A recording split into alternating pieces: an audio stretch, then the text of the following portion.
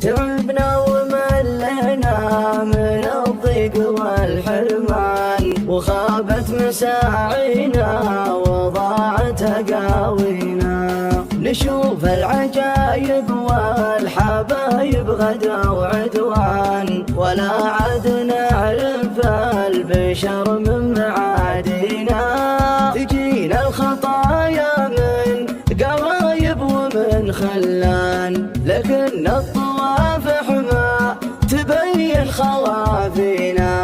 مدام اننا نملك مروة وقوة ايمان، فلا همنا في الوقت من هو هرج فينا. زمان المصالح فرق الربع والاخوان، وكثرت عيوبه يا الله انك تعافينا.